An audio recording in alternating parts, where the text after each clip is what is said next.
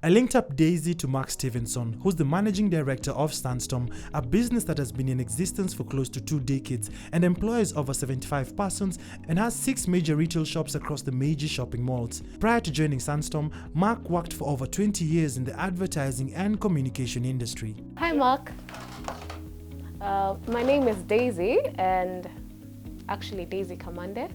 I run a company called Kamandora Designs, venturing into bags as what I can see you're venturing into too. And I'm here to learn from you. Yes. Welcome to Sandstorm. Thank you. So this is where we make all of our bags. We've been going for almost 17 years. So we've been established for a fair while, and we're a Kenyan company working with principally Kenyan materials to make bags that we sell locally, and we export some overseas. Okay. And for most of the materials, especially the leather, where do you source them from? Because I know sometimes it can be hard to get the leather, yeah. We have wonderful leather here in Kenya. And so we work with a tannery that's based in Athi River called Alfarama. They're our main supplier of leather. How are you able to price your bags so that it's not too much and also not, how do you know the right pricing? Yeah. Good question. I think that it's about making sure that your customers understand the value of what you do. But it's also about being single-minded about what you do. So rather than trying to be all things to all people, we're very focused. So we make bags from canvas and from leather. And that's it, and we don't deviate into other materials. And yes, that means because of the materials that we work with, because of the cost of those, it means that our bags are a bit more expensive. But then the key there is that we have to be confident that we're delivering bags of a really, really high quality so that they last a long time. And then because we've been around for quite a long time, people trust us. I always say that kind of a brand is a promise. So, so I suppose what we put in common is that we're only as good as the promises that we keep to our customers. And the way that you keep your promises, in terms of the quality of the product, the service that you give your customers, that is the thing that kind of builds value into your brand. Wow. Since you've been, your company has been here for long, what are the most challenges you face? So that I'm able to see whether in terms of your company being big or small, my company, if we share in terms of the challenges we face. Yeah. I think, I'm sure there are lots of things that our companies have got in common. I think that in terms of challenges, or in terms of kind of, I suppose, learning, we've focused on selling direct to consumer. And the reason we've done that is that we wanted to, basically, if you sell through other people, through middlemen, wholesale, everybody has to make a margin. But there's only so much that you can charge for your product. So if you sell to somebody else, then it means that you're going to make less, they've got to make something, then they've got to, before they sell on. Yeah.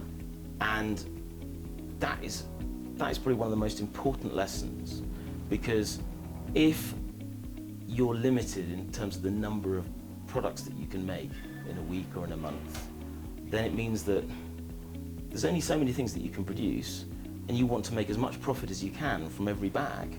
It's not that you want to make too much money out of your customers, you want to make just the right amount, because your customers will only pay a certain price. I can ask one last thing. If there's anything you think you can tell me that can help me, because there's so many things, and yeah. I think that the way that you keep your promises is a point of difference. So a lot of brands and businesses will churn through customers, making promises and not necessarily keeping them. But if you keep your promises to your customers with your product and with your service, if you find ways of adding value, making it easy for people to buy because you're delivering to offices, adding functionality inside of the bag so they're just wonderful to kind of live with, making sure that you use materials and you construct them in a way which means that they last a long time. All of those small things add up to kind of one big thing, which is a brand with a great reputation. And if with that reputation, you're then able to charge a bit more of a premium. And if you're working directly with your customers, it means that you're not having to make thousands of bags every month, but you're building the business in a slow and measured way. And also, just don't take shortcuts. It's always tempting. Everybody wants overnight success.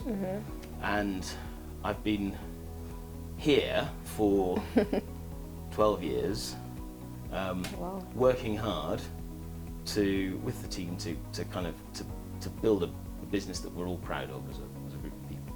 And yeah, and it just takes time and perseverance and persistence. So persevere, persist, keep your promises. Thank you so much. I've learned so much about this place, and I have seen that with time I can also get somewhere, because sometimes you have self-doubt and you have very many challenges, but once you see that there's someone who's gotten there, I think with the amount of pace that I'm going in, I can see the future is bright. I'm sure it is. Thank you so Lovely much, to meet Mark. you. Thank you for coming to see me. After meeting up with Mark, I have learned so much, but I can only say the best thing that I've learned here is that everything comes down to how you deal with your customer, because that's the only way you can be able to grow your brand. How you treat your customer and the service that you give your customer in terms of the quality of bags that you give them, that is everything. On the Hustle Hangout this week, we feature Laundromat, who are out to revolutionize how exactly we do the laundry business. My name is Frederick Kevin, founder and shareholder at Urban Laundromat. My partner and I, Brian Kimetu, used to live in South Bay, on the apartments in South Bay, and most of the time we used to go to work over the weekend, partly over the weekend. So we realized we didn't have time for our laundry, and also we didn't have time to watch on the Mama Fua do our laundry in the house. So we opted to buy a washing machine. So it was a bit faster because we used to wash and dry. And then with time, our friends realized that we had time to do our laundry because we had a washing machine. So they used to come to our place to do the laundry. My partner and I, Brian Kimetu, decided that we would start charging our friends on the laundry services. And that's how we came up in opening up Urban Laundromat as a shop and as a laundry. Partly it was part of our savings. During our working days, we used to save some money for a project, but we really didn't know what the project was going to be. And that's when we decided now to bring our savings to be our capital in our business. We have a team of 7 people working for us, and plus me and Brian, we make a team of 9 already. And our day-to-day activities is quite busy, especially over the weekends, where we get new clients as opposed to the old clients who prefer during the week. Our clients are mostly the working class in Nairobi, the middle class, working class in Nairobi. Yes, because most of the time they work from Monday to Friday, and at times on Saturday, midday, so they don't really have time for themselves and even for their families. We market to our clientele through flyers, and we also have a website that is running right now, and also through word of mouth, referrals to also work for us. We charge 450 for a normal wash, and we also have different packages for different items. Like we charge differently for the duvets. We also charge differently for the blankets and even the curtains. We are hoping the future is gonna be bright for Urban Laundromat, since we want to open up more branches within Nairobi, and also outside Nairobi, like Mombasa and Kisumu. And maybe we also franchise the business to other people who really like the idea and would really like to join the family. The main challenge that we used to face in the business were the machines. But we got funding from Lansden through John Mwangi, and we managed to outsource like 3 machines, which we are currently using in South Bay. And we also, the other challenge we're facing is convincing a new client that our service is good and reliable. Thank you so much for having watched the show. We've come to the end and hope you've learned a thing or two from the conversation between Daisy and Mark about the bulk business. If you're an entrepreneur out there and you'd like to be a part of the show, feel free to reach us on our social media handles which are running below the screen. And also remember each and every Wednesday to grab a copy of The Standard to read the Hustle magazine where I usually write the Business Coach column. And check out the Business Coach website, that's businesscoach.co.ke, to learn more about entrepreneurship and business each and every week. My name is Ian Dennis and this has been the Business Coach, where we help entrepreneurs better their business. See you same time next week right here on KTN Home. Here are events to look out for. On November 30th, there's a Tricia's Natural Hair, Health and Beauty event happening at Kilimani Primary from 8:30 a.m. to 4:30 p.m. On November 16th, there's a Founder of the Year Forum happening at Nairobi Cinema from 8 a.m. to 4 p.m. On November 27th to 30th, there's a Kenya Media Week happening at Park Inn Radisson, hosted by Media Focus Africa. If you like your event mentioned or the Business Coach to be a part of your event, feel free to reach us on our social media handles.